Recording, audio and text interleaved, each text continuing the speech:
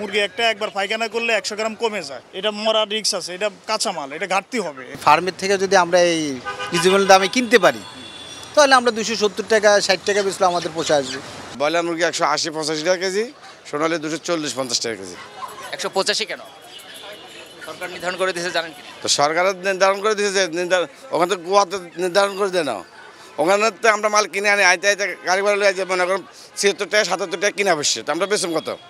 সরকার নির্ধারণ করে দিয়েছে দামটা, ওই দামটা কেউ বলছে যে হয়তো আমাদের কস্টিং বেশি হয়ে যায়, হয়তো দেখা যাচ্ছে যে এদিকে আমাদের অনেক খরচা বেশি হয়ে যায়, এই কারণে তারা বলছে 10-20 টাকা আমরা কম বেশি বিক্রি করি আর কি। একজনকে 10 টাকা 20 টাকা ডিফারেন্স আছে দাম। আর আপনার যে মুরগিগুলো এগুলো আপনার 250 টাকা 260 টাকা এই দাম চাচ্ছে আর কি ওনারা। পাইকারি হলো 64 টাকা, খুচরো হলো 79 টাকা, মানে 5 টাকা ওখানে থাকে। তো 5 টাকা খুচরার মধ্যে এটা হবে না তো কখনো, কারণ এখানে মুরগিটার ঘাটতি আছে। এই মুরগিটা একবার ধরলে কমে যায়। এটা যদি সলিড মাপ দিয়ে বিক্রি করে, এটা যে খামার থেকে বাইরে হওয়ার পর থেকে সে কমতে থাকবে, এটা বাড়বে না। এটা মরা রিস্ক আছে, এটা কাঁচামাল, এটা ঘাটতি হবে। এটা ঘাটতির জন্য এটাকে কত % দিতে হবে এটা ভালো করে জানার দরকার ছিল। এটা এখনও মনে হয় আমার জানা হয় নাই। এটা আরেকটুবার দেখা বুঝাবার দরকার ছিল। এটা আর একটা দোকানে 2-4 হাজার টাকা খরচ আছে প্রতিদিন। সে কত কেজি মুরগি বিক্রি করলে 2-4 হাজার টাকা উঠবে। 5 টাকা যে ওর ধরে দিছে, মুরগি একটা একবার পায়খানা করলে 100 গ্রাম কমে যায়। সে যখন নির্ধারিত দামে বিক্রি করবে তাতে উল্টা লস হবে তার। ব্রয়লার মুরগি কিনছি 180 টাকা করে, আর সাদা যে রোস্টের মুরগি আছে একটা, ওইটা কিনছি 220 টাকা করে।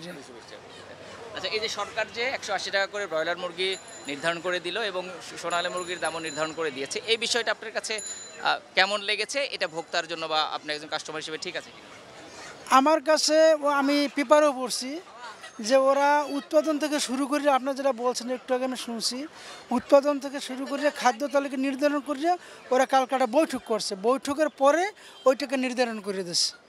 তো এটা কি ভালো হয়েছে কিনা বা আমাদের? ভালো হয়েছে, এটা ভালো হয়েছে, কিন্তু এখানে একটা প্রশ্ন আছে, যখন আবার খাদ্যের দাম কমবে তখন এটা আবার আলাদা করে নির্ধারণ করে কিনা, এটাও জানা যায়। তখন দেখা যাচ্ছে খাদ্যের দাম কমলো আর ওই 180 টাকায় বিক্রি করলো। হ্যাঁ, 270 টাকা যদি সবসময় থাকে এইভাবে তাহলে তো অবশ্যই ঠিক আছে। আর এটা আপনার ধরে মনে করেন ফার্মের থেকে যদি আমরা এই রিজনেবল দামে কিনতে পারি তাহলে আমরা 270 টাকা 60 টাকা বেচলে আমাদের পোষা আসবে। উৎপাদন কেমন আছে মুরগির আপনার কাছে? মুরগি এখন উৎপাদন একটু কম, কারণ আমাদের আপনার এই সাইড দক্ষিণ সাইডটা এখন আর মুরগি নাই। ওই বন্যার কবলিত এলাকা হয়ে সব ফার্ম ডুবে গেছে। এখন যা আসে সব উত্তরবঙ্গ থেকে, মানে বগুড়া, দিনাজপুর, রংপুর এই সাইড থেকে আসে। সোনালী মুরগির গ্রেডের কথা বলছিলেন আপনি, এটা আসলে হ্যাঁ, এটা এখন দুইটাই গ্রেডে হয়। আর একটা হচ্ছে হাইব্রিড সোনালী আর একটা হচ্ছে অরিজিনাল সোনালী, যেটা পাকিস্তানি সোনালী বলে। পাকিস্তানি সোনালী কত? এই পাকিস্তানি সোনালীটার দামটা একটু বেশি, 260-70 এটা বিক্রি হয় এইভাবে। আর ওই হাইব্রিডটা যেটা, এটা 240 টাকা বিক্রি করলে দোকানদারে পোষায়।